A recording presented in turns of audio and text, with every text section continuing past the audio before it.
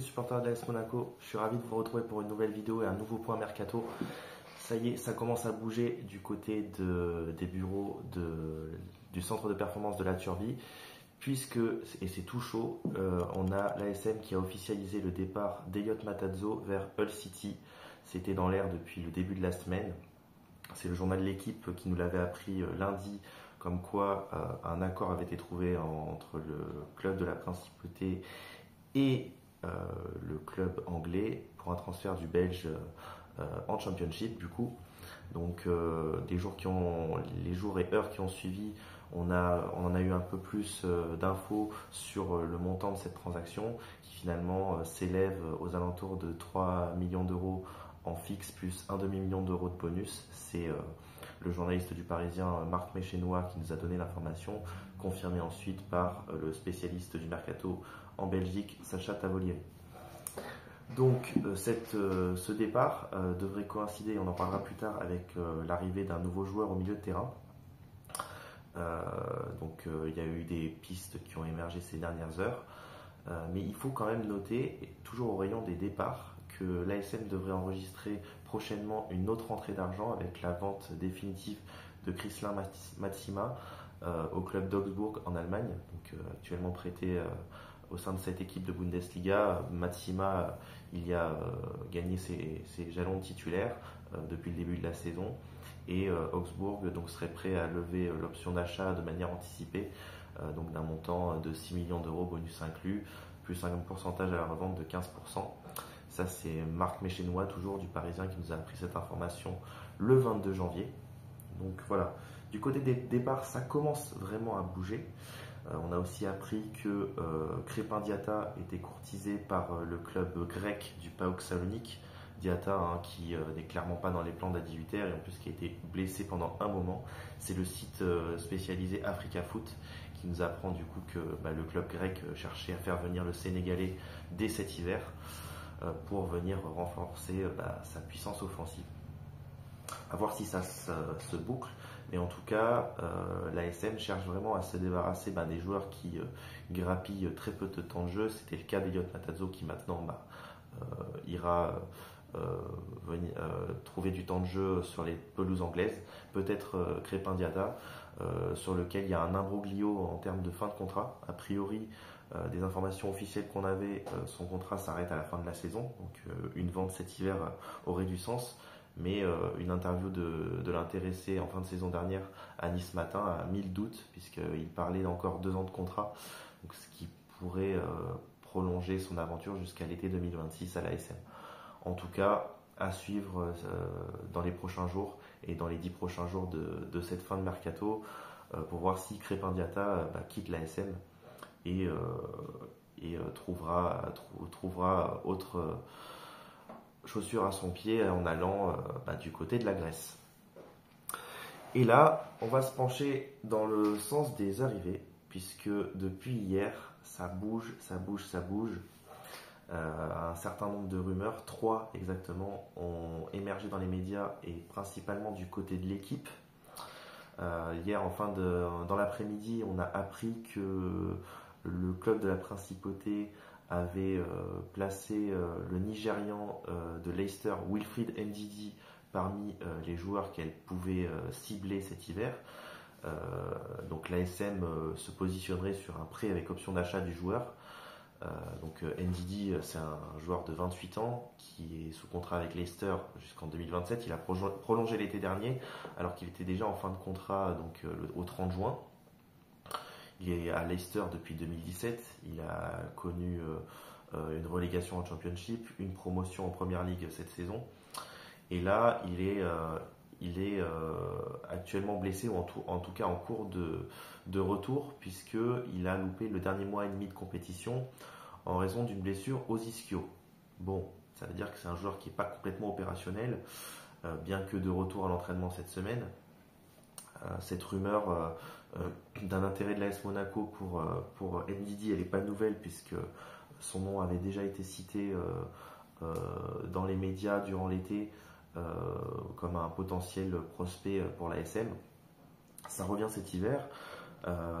C'est un journaliste du Nigeria qui a été le premier à livrer cette information, Oluwashina Okeliji, qui est un correspondant de la BBC, qui nous a appris que des négociations avaient été entamées par la SM avec Leicester pour obtenir une venue de NDD à la SM, mais que l'entraîneur de Leicester, Ruud van Nistelrooy, ne souhaitait absolument pas laisser partir ce joueur.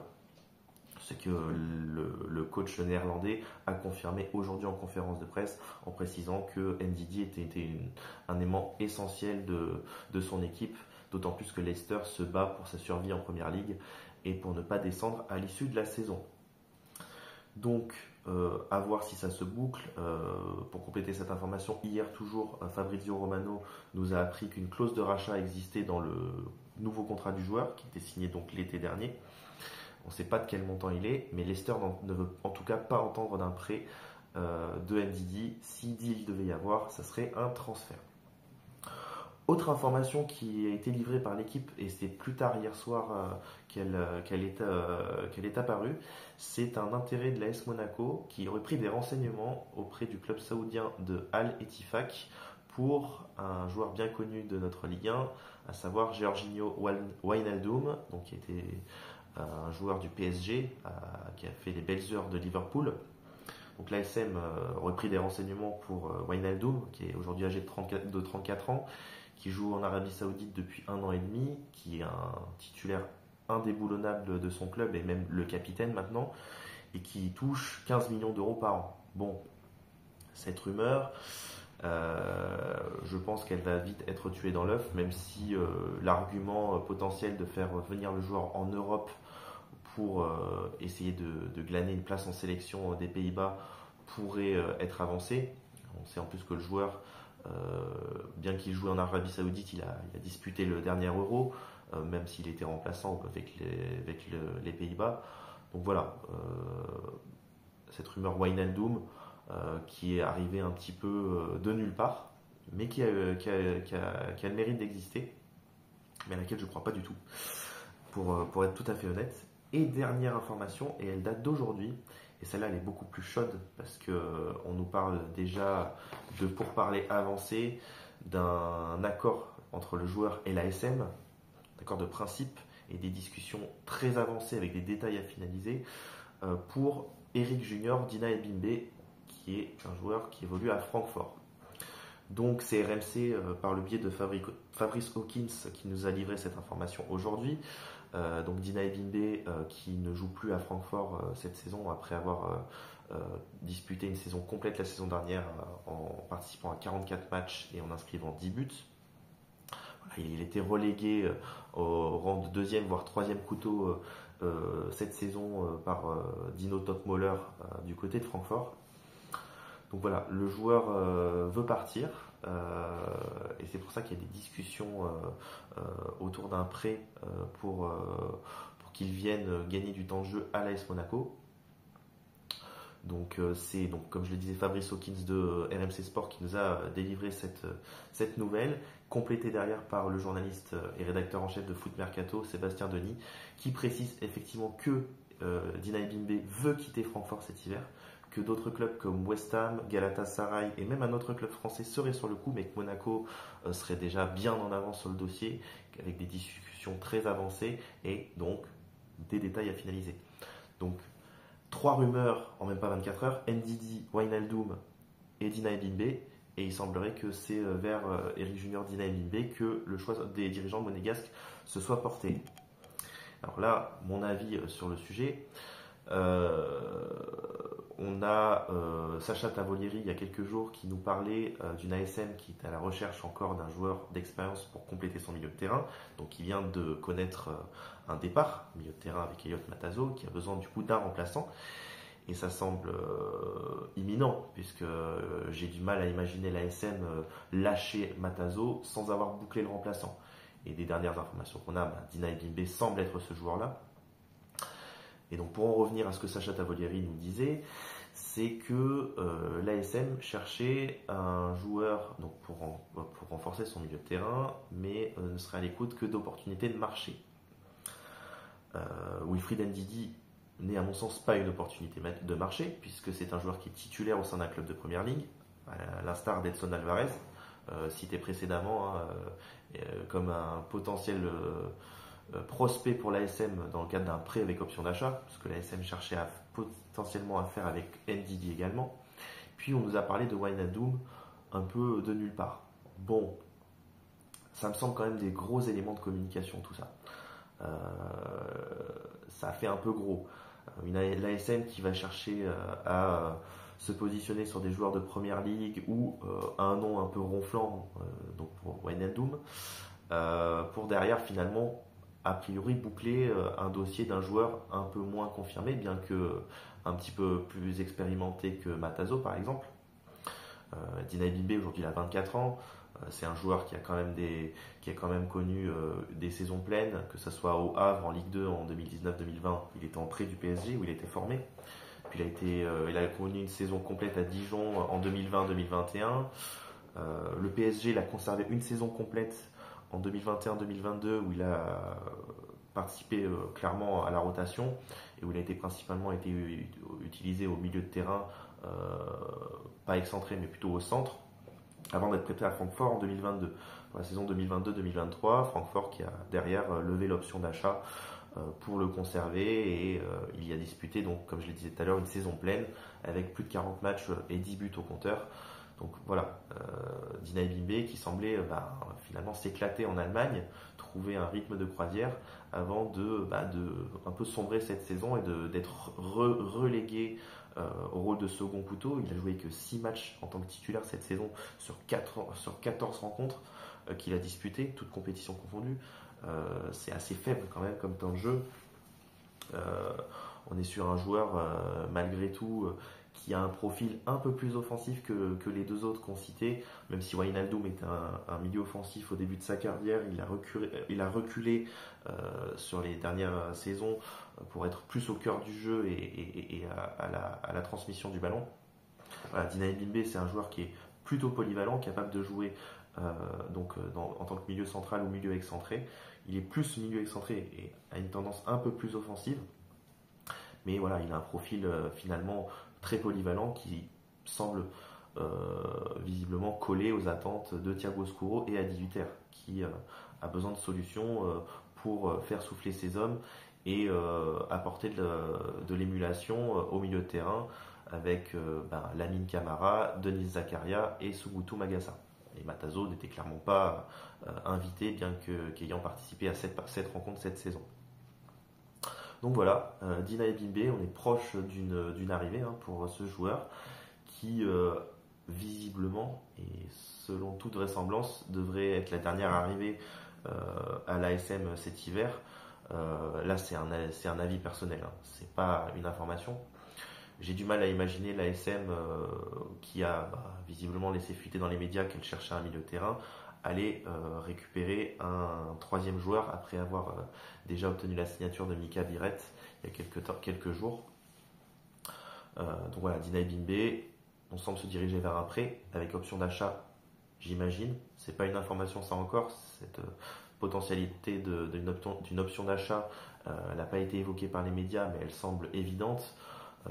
Tant la situation de Dinaï Bimbe était compliquée à Francfort. Voilà, avec un joueur qui voulait partir. Finalement, en plus, son entraîneur ces dernières semaines, il s'était penché en conférence de presse en disant que Dinaï Bimbe, il faisait ce qu'il fallait à l'entraînement, mais qu'il y avait d'autres joueurs devant lui. Et puis là, tout récemment, cette semaine, il a pris un coup au mollet qu'il a tenu éloigné de l'équipe, de son équipe, pour le match d'Europa League de Francfort contre Ferencváros hier. Francfort a gagné 2-0 et il ne sera pas là non plus pour la rencontre de Bundesliga contre Hoffenheim ce week-end. C'est d'ores et déjà acté. Alors, est-ce que ça c'est des éléments de communication? Est-ce que le joueur est un peu plus préservé en vue d'un transfert à conclure du côté de Monaco? Peut-être. En tout cas, ça y ressemble. Mais voilà. Eric Junior du Dinaï Bimbe, potentiel nouvelle recrue de l'ASM. J'ai pas d'avis très tranché sur le sujet. Je connais pas assez le joueur pour donner une opinion. En tout cas, ça semble vraiment ressembler à une solution de rechange. Voilà, on n'a pas réussi à faire des noms plus ronflants. J'imagine quand même qu'on a travaillé pour tenter de faire signer Alvarez de West Ham ou Ndidi de Leicester, mais c'est trop ambitieux. Il fallait pas taper aussi haut sur des joueurs aussi confirmés, ou en tout cas essayer de chercher un transfert définitif et pas aller frapper à la porte de ces clubs en proposant une option d'achat avec un prêt. C'est clairement voué à l'échec. C'est beaucoup plus réaliste et envisageable pour Dina Ebimbe, qui aujourd'hui est en situation d'échec à Francfort. Au rayon des petites rumeurs qui ont également circulé sur la toile ces derniers jours, et hier principalement, encore l'équipe qui nous a appris que l'ASM était sur le coup de l'attaquant franco-écossais de Sheffield United en Championship, du nom de Ryan Honey, donc qui est un prospect, et l'ASM ferait partie des clubs intéressés par ce joueur.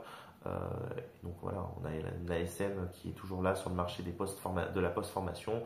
On nous parlait de l'attaquant d'Albacete, Christian Confan, il y a quelques jours. Aujourd'hui, c'est Ryan Honey. À voir si ça se boucle dans les prochaines semaines, mais je pense que c'est vraiment de la prise de renseignements et pas quelque chose qui devrait se boucler rapidement, ou en tout cas, si ça devait se boucler, ça se concrétiserait derrière avec un prêt immédiat, j'imagine, à son club actuel. Enfin, autre et dernière information qui est fuitée ces derniers jours, du côté de Relevo et du journaliste Matteo Moretto, on a appris que le club italien de Côme aurait placé Brel Embolo parmi ses potentielles pistes pour renforcer son attaque. Voilà, donc Embolo, pisté par le club italien de Côme, qui a des moyens financiers très très très élevés. On rappelle qu'ils ont été notamment recrutés Maxence Cacré du côté de l'Olympique Lyonnais pour il me semble, environ 17 millions d'euros. Voilà, c'est une piste parmi d'autres. Néanmoins, Mohamed Toubachter nous a appris que l'ASM cherchait à prolonger Embolo. Donc c'est peut-être un moyen de faire monter les enchères pour Embolo, pour trouver un meilleur contrat du côté de l'ASM.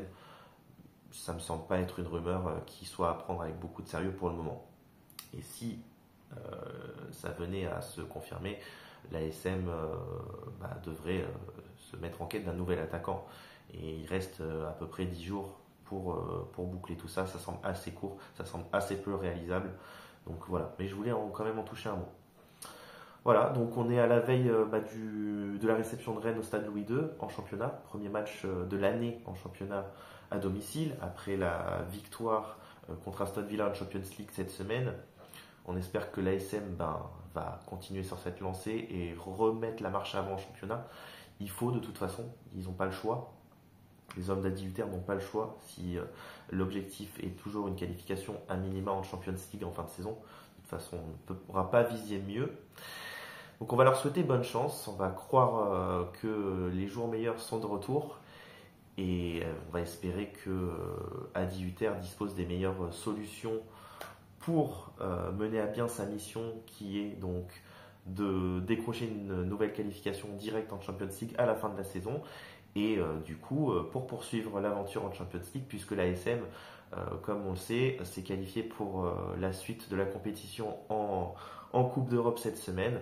Est-ce que ça sera après un double match de barrage ou directement en huitième de finale? On le verra la semaine prochaine après le déplacement sur la pelouse de l'Inter. Mais on verra en tout cas l'ASM poursuivre son aventure en Europe cette saison.